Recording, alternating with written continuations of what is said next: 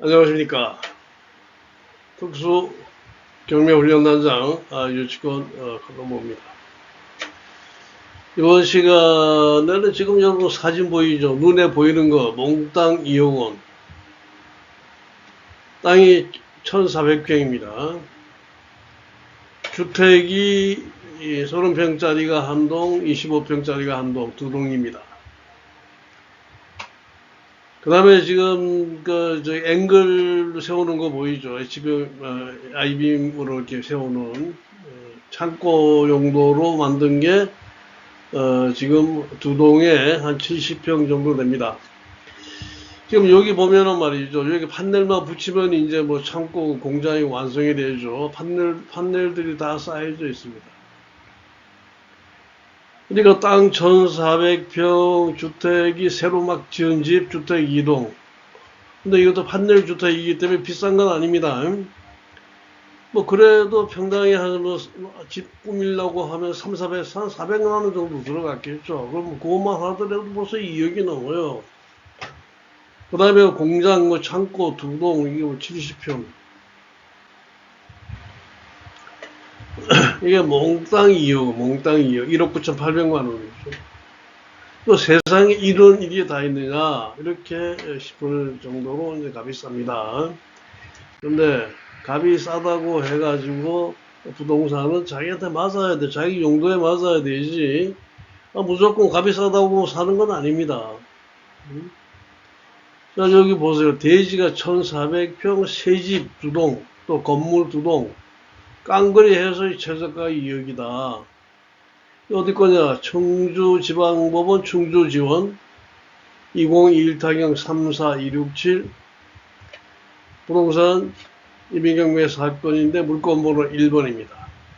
위치는 어디냐? 충북 충주시 주도급 삼청리 산 70-14번지. 토지가 말이죠. 1,410평입니다. 이 건물은 이제 매각저해죠. 이 건물이 매각저해인데 이 건물이 땅값보다 훨씬 높아요. 이거를 이번 시간에 어떻게 하면 여러분들이 한 푼도 안 내고 거저 가지는가에 대해서 설명을 하겠습니다. 감정이 3억 1천, 최저가 1억 9,800. 그러니까 2억이면은 뭐 다 사는 겁니다, 이거. 자, 어떻게 다 사는가 한번 볼까요? 자, 이 지금 뭐 사진은 도로에서 이제 본 사진입니다. 땅이 뭐 1,400평 해도 그렇게 뭐 못생긴 땅은 아닙니다. 이제 준보존 산지고 계획관리 지역입니다. 아직은 지목이 이제 임야로 되어 있습니다. 자, 주택이 두 동, 53평 두 개 합쳐가지고 구조물이 뭐 60.4평 이렇게 되는데 아마 창고고 뭐 공장이고 지어 놓으면 한 70평 정도 될 겁니다.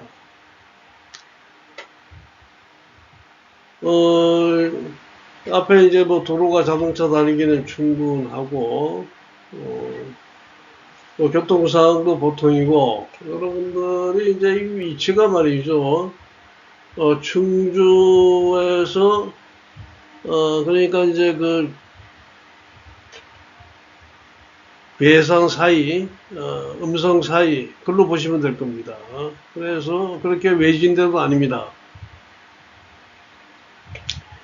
근데 여기에 이제 그 보면은 2021년 5월 7일 날 개발 행위 허가를 독해가지고 그때부터 이제 건축 허가를 받아가지고 뭐 8월 16일인가 이게 건축 허가를 받았더라고요. 그래서 이거 법정 지상권은 성립이 안 됩니다. 왜 이제 성립이 안 되냐면은 여기 등기부를 컷백도 해놓은 걸 보면은 2019년 12월 12일 날 농협자산관리회사에 3억 원 근저당권 설정했죠. 이 3억 원 근저당권 설정을 하고서 그리고 어떻게 했습니까?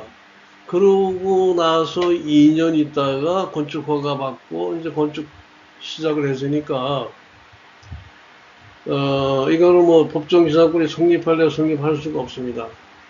조금 솔장에서도 나오는데, 여러분 솔장을 보실 때 이해를 돕기 위해서 잠깐 설명을 하면은, 근저당권 설정을 할 때에, 그러니까 2019년 10월, 12월 11일이죠. 이때, 여기에 아무런 건물이 없는 경우에, 건물이 있는 경우에는 법정지상권이 성립합니다. 그런데 이 사건과 같이 아무것도 없다, 건물이 없었다 하는 경우에는 법정지상권 성립이 될 수가 없어요. 그래서 성립이 안 된다. 성립이 안 되면 어떡하냐. 그 건물이 철거될 그런 운명입니다. 근데 처음 건물 철거되게 놔둘 사람 누가 있어요? 그 건물을 차라리 경매를 갖다 시켜가지고 내가 사면 되죠? 그 내가 뭘로 사요? 여기에서 지금 경매를 해가지고 나오는, 그런 부당이득권 반환 청구 채권을 가지고 사는 겁니다. 부당이득권 반환 청구 채권은 이제 왜 생기는가에 대해 가지고 또 이제 말씀을 드리겠습니다. 이게 지금 빚이 말이죠. 가압류가 지금 보증보험 가압류하고 시종보증 가압류 합치면은 이게 얼마가요? 4억 한 5천만 원 정도. 건전한 설정 개인도 많고 해서 이거는 완전히 구제불능입니다. 건전하고도 개인 해준 것도 돈 빼먹으려고 하지 않느냐 해가지고 가처분하고 지금 상황이 아주 안 좋습니다. 이렇게 안 좋은데 또 이제 2022년 5월 9일 날 1년 3개월 전이죠. 1호선 개발해서 공사 대금 3억 7천에 대해서 유치권 신고가 있다. 그런데 그 유치권의 성립 여부는 알 수가 없는데 채권자의 농협에서는 유치권 권리 배제 신청을 했다. 이렇게 경매 기록은 나옵니다. 그러면은 이 사람들이 유치권이 과연 있는지 없는지가 우리가 솔장을 통해 가지고 한번 면밀하게 한번 검토를 하도록 해보겠습니다. 자, 이 솔장의 이제 제목은 뭡니까? 건물 철거 및 토지 인도 그리고 퇴거 청구입니다. 자, 원고는 경락받은 경락인이죠. 그럼 피고는 누구가 되겠습니까? 피고는 이제 두 사람입니다. 하나는 누구예요? 하나는 허태성. 허태성 누굽니까? 이 사람은 이제 토지주 건축 허가 받은 사람이 허태성입니다. 그 다음에 피고 2는 또 누굽니까? 153 개발 주식회사. 153 개발 주식회사는 뭐 하는 사람이에요? 유치권 권리 신고한 사람. 3억 7천만 원 유치권 권리 신고했는데 지금 최저가는 1억 9,800이잖아요. 그래서 건물 철거 및 토지 인도 요까지는 누구한테 해당이 되는 거냐? 피고 허태성 씨한테 해당이 되는 겁니다. 건축 허가 받은 사람이니까 건물을 철거해서 내 토지를 달라 하는 얘기죠. 그 다음에 1호선 개발 주식회사는 유치권자. 여기는 유치권이 해당되는 데가 아니다. 왜 유치권이 해당되는 데가 아니냐. 나도 땅을 샀지. 당신이 공사했다고는 건물을 산 적이 없다. 그러니까 유치권을 갖다 주장하고 하려면 허태성 씨한테 하고 땅 주인한테는 나한테 하지 마라 하는 그런 얘기입니다.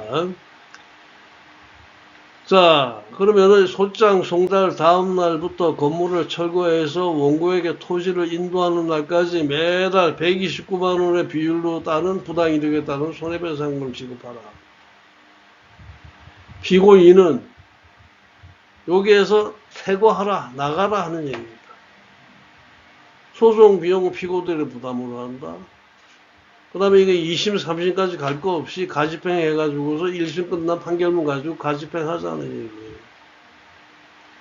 자, 그러면 이제 청구 원인을 한번 볼까요? 청구 원인은 내가 이 재판을 하게 된 그 이유와 원인이 뭐냐? 저 원고가 이 사건 토지를 경매 사건의 물권번호 1번으로 낙찰 받아가지고 내가 매각 대금을 다 내고 이제 원시 취득자가 됐다. 여러분 여기에서 이제 우리가 원시 취득이라는 말을 가끔 씁니다. 원시 취득은 전 소유자로부터 어떠한 권리나 의무를 인수받지 않고 나한테부터 처음 이제 그런 권리가 생기는 게 원시취득입니다. 그냥 내가 이거 낙찰 받고 잔금 내고 내가 원시취득을 했는데, 자, 피고, 이거 건물 주인도 나가고 유치권자 다 나가세요 하니까 뭐 한 사람은 나는 법정지상권이 있어서 못 나간다. 또 유치권자는 나 유치권이 있어서 못 나간다. 근데, 자, 이 땅 주인은 법정지상권이 없다. 그 법정지상권이 왜 없냐. 자, 이 사람이 이 토지의 소유권을 전 소유자가 토지 소유권을 취득한 적이 있어요. 그 다음에 이제 토지의 소유자로 건축허가를 받고 건축공사 착공했기 때문에 법정지상권이 존재한다고 주장할 수도 있습니다. 그런데 이 사건 토지는 지금 현재 피고가 소유권 이전도 하기 전인 2019년 12월 10일 날 지금 농협에 근저당권 설정이 됐어요. 그럼 이 집은 언제 지었느냐? 이 집은 주택 건축 허가를 이제 피고는 말이죠. 이거 집을 사가지고서 주택 건축 허가를 받고 2021년 5월 22일 날 충주시청에 첫 공개 제출해요.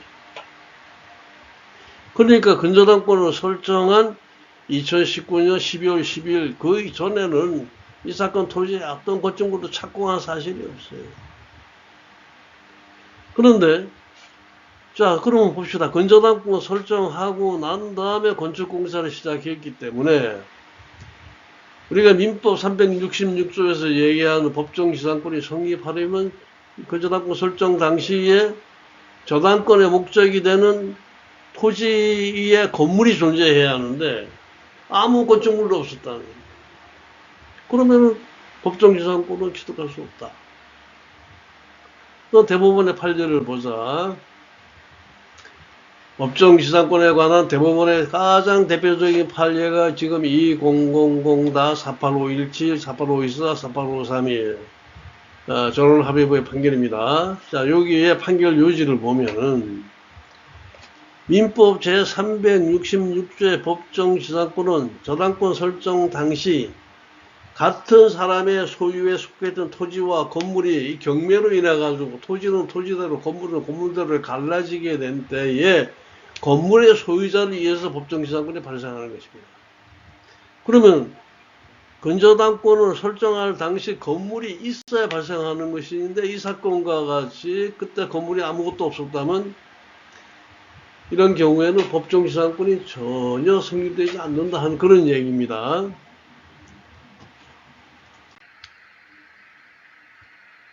자, 이 사건 토지에 이제 건물이 없기 때문에 법정지상 성립할 수가 없는 거죠. 그러면 이 건물은 어떤 운명이냐? 철거돼가지고 없어질 그런 운명입니다.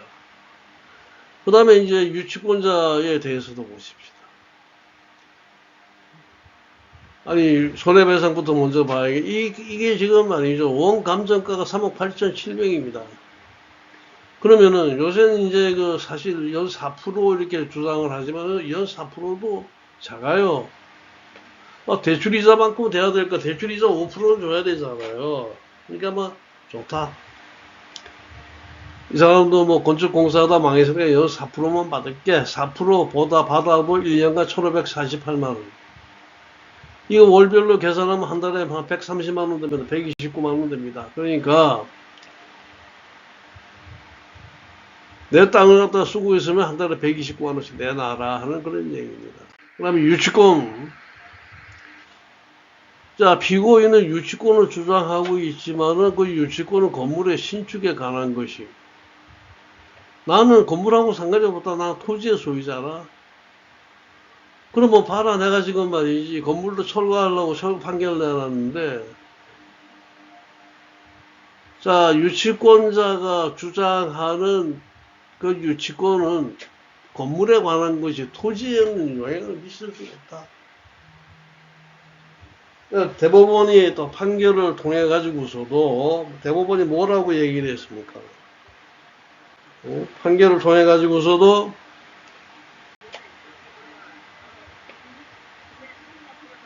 건물 점유자가 건물에 관해서 유치권이 있다 하더라도 그 건물의 존재와 점유가 토지 소유자에게 불법 행위라면은 그 유치권으로 토지 소유자에게 대항할 수 없다.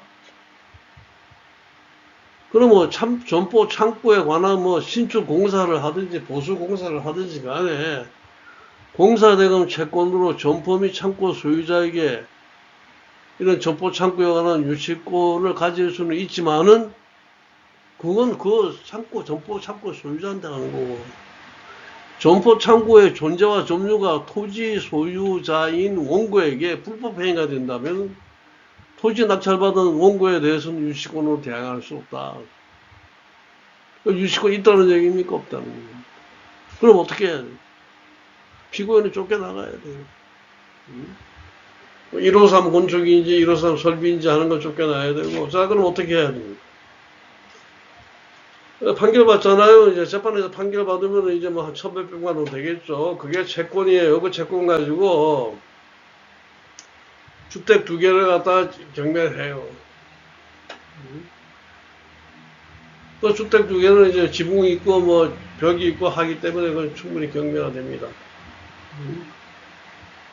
자, 그렇게 하는데 그것도 또 이제 다른 사람이 못 사야죠. 내가 나중에 이제 집행비용 가지고 사야죠. 그렇게 하려면은 어떻게 해야 됩니까? 가처분 해놔요. 건물 철거를 위한 가처분 이렇게 해놓고 하면 아무도 못 들어가요. 그런데 이게 뭐 반드시 말이죠. 값이 싸다, 집도 두 채가 공짜고 이게 좋은 게 아닙니다. 그건 좋은 게 아니에요. 이게 뭐냐, 용도가 맞아요. 내가 쓰는 용도가 맞든지. 그렇지 않으면은 그 주변에서 뭐 작은 공장을 하든지 할 수 있는 사람이 있어야 되는 거죠. 그러니까 사람은 집에서 살기도 하고, 뭐 공장도 하고, 창고도 하고, 이럴 사람이 있어야지 되는 것이지. 자, 뭐 2억 가지고 땅도 1,400평 하고, 뭐 집도 2채 하고, 뭐 공장, 창고, 건물도 2동 이게 얻는다고 해가지고. 그러니까 여러분들이 답사를 하면서 이런 걸 갖다가 잘 판단을 하셔야 됩니다. 그러니까 이거는 수요가 충분하다고 할 때 우리가 필요한 물건이 되는 것입니다. 자, 전 다음 시간에 다시 뵙겠습니다.